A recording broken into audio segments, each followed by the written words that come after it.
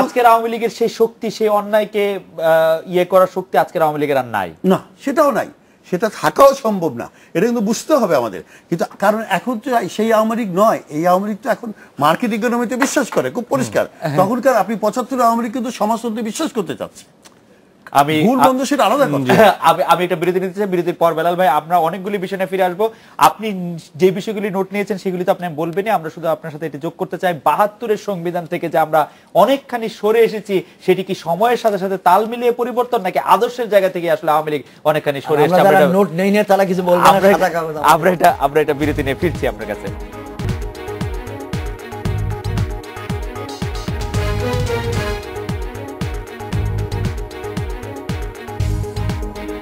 ফিরলাম আজকে বাংলাদেশে। বেলাল ভাই অনেকগুলি প্রশ্ন নিয়ে আপনার কাছে। জি, ধন্যবাদ। আপনার একটা প্রশ্ন হচ্ছে ৭২-এর সংবিধান থেকে যে আমরা সরে আসছি, সেটা কি আদর্শিকভাবে সরে আসছি? আরেকটা কি বলেছেন না, সময়ের সাথে সাথে যে পরিবর্তন, আবার ফিরে যাওয়ার চেষ্টাও আবার করছি। আবার খালেকুজ্জামান ভাই কিছু কথা বলেছেন স্বাধীনতার পরের কথাগুলো, কিন্তু আমি এখন একটা কথা বলবো যে সমস্যার কথা কিন্তু অনেকগুলো শুনলাম আমরা। এই সমস্যাগুলো কে তৈরি করলো? আমরা যারা ৪ জন মানুষ এখানে বসা আছি, মুক্তিযোদ্ধা এবং বড় মাপের মুক্তিযোদ্ধাই সবাই। আমি তখন অবশ্য এত বড় মাপের মুক্তিযোদ্ধা না, আমি ছোট মুক্তিযোদ্ধা, আমার উপরে অনেকেই ছিলেন, কমান্ডার ছিলেন। আপনি মনে করে দেখেন, বঙ্গবন্ধু কবে এসছেন বাংলাদেশে? 10ই জানুয়ারি ৭২। বাংলাদেশ স্বাধীন হয়েছে আমরা বলি 16 তারিখে। সত্যিকার অর্থে স্বাধীন হয়ে গেছে আমরা নভেম্বর, অক্টোবর, কোনো কোনো জায়গায় অক্টোবর, এই সমস্ত জায়গা কিন্তু আমরা স্বাধীন করে ফেলেছি। তখন ফিদেল ক্যাস্ট্রো যখন কিউবাতে আসলেন, হাভানাতে ঢুকলেন, যখন মানকাডা ক্যাসেলে যে ঢুকলেন রাউল ক্যাস্ট্রো আর চে গুয়েভারা, ফিদেল ক্যাস্ট্রোকে ডেকে বললেন, তোমরা একটা মাস আমাকে তুমি সময় দিবে। ফিদেল ক্যাস্ট্রো কিন্তু অনর্বশী বক্তা, উনি 18 ঘন্টা পর্যন্ত অনর্গল বক্তৃতা দিতে পারতেন। এবং তার কাছ থেকে এই দুইজন 1 মাস সময় চেয়ে নিলেন, বললেন শুধু যে এই জনগণকে একটা উত্তাল সমুদ্রের মধ্যে রাখো বক্তৃতার মধ্য দিয়ে। এবং এই বক্তৃতার মধ্য দিয়ে রাখা হলো। ক্যাস্ট্রো ফিদেলের কাজ ছিল এই বক্তৃতা দিয়ে বাড়ানো সারা কিউবাতে। আর এই দুইজন মানকাডা ক্যাসেলে ঢুকে বসে তারা সমস্ত পরিকল্পনা করেছেন। পরিকল্পনা করে যারা এই যুদ্ধের বিরোধিতা করেছে, বিপ্লবের বিরোধিতা করেছে, আন্ডা বাচ্চা সমেত সবাইকে মেরে ফেলা হয়েছে। আর আমরা যারা মুক্তিযুদ্ধ করেছি, আমরা মুক্তিযুদ্ধের পরে যাদের বিরুদ্ধে শেষ দিন পর্যন্ত যুদ্ধ করেছি, তাদেরকে আমরা ঘরে এনে আশ্রয় দিয়েছি, তাদেরকে যাতে কেউ মারতে না পারে। এবং এই যে রাজাকারগুলো, এই আলবদরগুলো, আল শামসগুলোকে আমরা কিন্তু শেল্টার দিয়েছি। আমরা তৈরি করলাম বিরোধী দল একটা জাসদ। এই জাসদের শেল্টারের মধ্যে আমব্রেলাতে সব এরা এসে জড়ো হলো।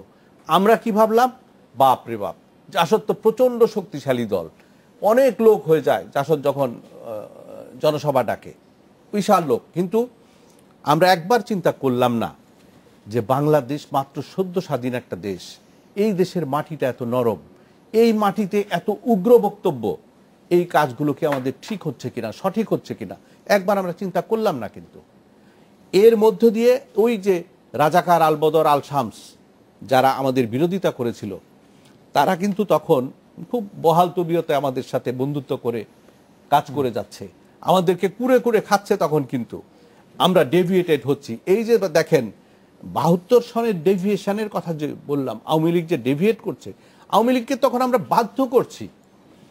আপনি কল্পনা করতে পারেন, একজন সংসদ সদস্য, সেই সংসদ সদস্যকে ঈদের দিনে হত্যা করা হয়েছে। ঈদের দিন জামাতে দাঁড়িয়েছেন উনি, সেখানে তাকে হত্যা করা হয়েছে। এই ধরনের একটা অরাজক পরিস্থিতি। 17ই মার্চের কথা যদি আমি বলি, 17ই মার্চে স্বরাষ্ট্রমন্ত্রী মনসুর আলী সাহেবের বাসা ঘেরাও করা হলো। ঘেরাও করে কালকেই একটা বই পড়ছিলাম, জাসদের উত্থান পতনের রাজনীতি, একটা বই পড়ছিলাম। সেখানেই দেখলাম যে গুলিটা হয়েছে কোত্থেকে। গুলিটা কি রক্ষী বাহিনী প্রথম করেছে, না জাসদের মধ্যে থেকে গুলিটা প্রথম হয়েছে। এই ধরনের একটা পরিস্থিতির মধ্যে বঙ্গবন্ধুকে ফেলে দেওয়া হলো, আওয়ামী লীগকে ফেলে দেওয়া হলো। বাচ্চু ভাই যে কথাটা বললেন, আওয়ামী লীগ তো একটা গণতান্ত্রিক দল, এই দলটা তো কোনো বিপ্লবী দল না যে একদিনে সবাইকে ডেকে ফায়ারিং স্কোয়াডে হত্যা করে ফেলবে। বেলাল ভাই, আমরা যদি শেষ করি তাহলে কি এইটা বোঝা গেল যে 1971 সালে পরে বা 72 সালে পরে যে বাংলাদেশের রাজনৈতিক অস্থিরতা বা যে এটার জন্য অনেকাংশে জাসদ দায়ী, এবং জাসদই শুধু জাসদ দায়ী না, আমরা যারা মুক্তিযোদ্ধা, আমাদের মুক্তিযোদ্ধা সেই বঙ্গবন্ধু আসার আগেই এই ধরনের লোকগুলাকে ওয়াইপ আউট করে দেওয়া উচিত ছিল, কিন্তু সেটা এই যে কাজটা আমরা করি নাই, সেই জন্য আমরা দায়ী। কিন্তু আমরা অন্তত আমি নিজের বিবেকের কাছে দায়ী। বাচ্চু ভাই, আপনি যদি খুব সংক্ষেপে এই বিষয়ে যে ওয়াইপ আউট করার প্রসঙ্গে, আপনি একজন খুব সেলিব্রিটি মুক্তিযোদ্ধা, আপনি যদি একটু বলেন যে এটা আসলে আপনিও একমত কিনা যে এটা আসলে আমি একটা উদাহরণ দিয়েছি কিন্তু। জি, কোনটা? যে কিউবাতে করা হয়েছে। না, আমাদের এখানে তো এটা খুব স্বাভাবিক। আমি বলছি কি, মুক্তিযোদ্ধাদের মধ্যে অনেক ক্ষোভ দেখবেন, যে দলই করুক, কিন্তু কোথাও সে সব জায়গায় ডিসকমফোর্টে আছে। কারণটা হচ্ছে যে যুদ্ধের ট্রমাটা কিন্তু ওভার হয়নি, না আমাদের বীরঙ্গনাদের হয়েছে, না যুদ্ধাহতদের হয়েছে, না একজন সাধারণ মুক্তিযোদ্ধারা হয়েছে। সে কোথাও অ্যাডজাস্ট করতে পারে না। এটার জন্য তো একটা অ্যাড্রেস করা উচিত ছিল।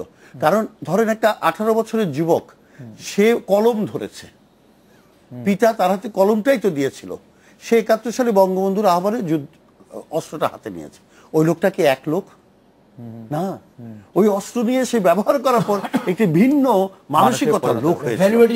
তাহলে সেই লোকটা আমরা কিভাবে সমাজে তাকে পুনঃপ্রতিষ্ঠা করব, সেটিও একটি দায়িত্ব ছিল, কিন্তু সেগুলো করার সুযোগ আমাদের হয়ে ওঠে। জেনারেল ইব্রাহিম এই প্রসঙ্গে কি বলবেন? যে আপনিও কি মনে করেন যে সেই সময় যারা মুক্তিযুদ্ধ বিরোধিতা করেছিল তাদেরকে আসলে ধ্বংস করে দিলে এটা ঠিক হতো? যে কোনো বিপ্লবী যুদ্ধে কিন্তু এটাই করা হয় আর কি। এখন এখানে মানবাধিকারের প্রশ্ন আসতে পারে, আইনের শাসনের প্রশ্ন আসতে পারে, অনেক কিছু হতে পারে। 16 ডিসেম্বর আগে করতে পারলে আপনি কোনো প্রশ্নের সম্মুখীন হতেন না।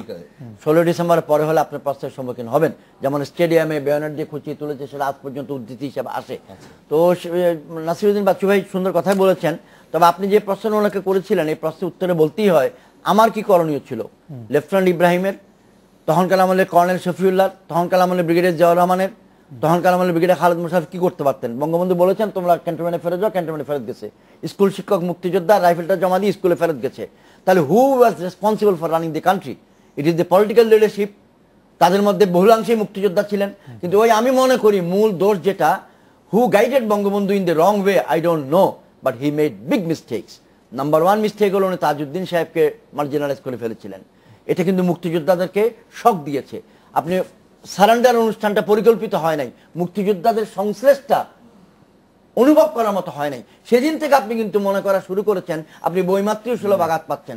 2013 সালে এসে গুন্ডে ছবি বানায় যদি বলে আমরা মুক্তিযুদ্ধ করে স্বাধীন করি নাই, অমুকে করছে, এই বিতর্কটা জন্ম দিচ্ছেন কেন?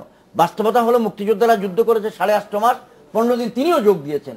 উনার সকল সহায়তা দ্বারাই আমরা কিন্তু জয়লাভটা করেছি। It's a joint effort. আপনি একজনের যখন কৃতিত্ব নিয়ে একলাই খেতে চান, তাহলে খাইলে কিন্তু বদ্ধসম ডায়রিয়া। না, এটা কিন্তু ইন্ডিয়ান পার্ট, ওটা কিন্তু আমাদের ভেরি ক্লোজ এক্স্যাক্টলি। এটা পলিটিক্যাল লিডারশিপের কাজ। এখন বঙ্গবন্ধুর ভুলগুলো যদি তিনি না করতেন তাহলে কি হতো সেটা তো আমি একটু বলিনি। আপনি মার্জিনালাইজ বলতে আমি বলবো কি, যে একটি গণযুদ্ধকে আমরা সামরিকীকরণ করেছি। এটা হচ্ছে আমাদের মূল ভুলটা। আমি যুদ্ধটা শুরু হয়েছে সামরিক নেতৃত্ব, গণযুদ্ধ শুরু হয়েছে সেনাবাহিনী পরে যোগ দিয়েছে। 26 তারিখে আপনি যেমন যোগ দিয়েছেন, আমিও যোগ দিয়েছি, দুজন একই সঙ্গে। বাট আপনি যখনই ডিনাই করেন আমাদের, আমরা তো ডিনাই করি না, আমরা তো অ্যাকসেপ্ট করে নিচ্ছি। অল ইওর সেক্টর কমান্ডার, আমরা বলছি যে আমার মনে হয় যে খালিকুজ্জামান ডিনাই করি না। All your sector commanders were military people, but they were also civilian people. They also took part in the war. আমিও তার লুঙ্গি পরে আমিও তো যুদ্ধ করেছি। আপনি কোনটা ডিনাই করেন? ডিনাইটা সেটাই করছি। একটু খালিকুজ্জামান ভাইকে আমরা 30 সেকেন্ড শুনি। খালিকুজ্জামান ভাই আপনি একটু বলেন। একটু আমি এই প্রশ্নটা বলি যে আমাদের এটা এই যে এখন 43 বছর পরে আপনি এই বিভাজনটা আনছেন, এটা কিন্তু একটা ফ্যাক্টর। কারণ এটা হয়েছে তো দীর্ঘদিন। না, এটার জন্য কিন্তু যারা দেশ শাসন করেছেন তাদের এটা একটা দায় দায়িত্ব তো নিতে হবে। এটা জনযুদ্ধ ছিল, জনযুদ্ধ, এটা সামরিক যুদ্ধ ছিল না, ছিল না। war of the people, where the military people provided leadership and the nucleus. হ্যাঁ, কিন্তু সেখানে আমাদের সামরিক বাহিনীর লোকেরা, আমাদের বিডিআর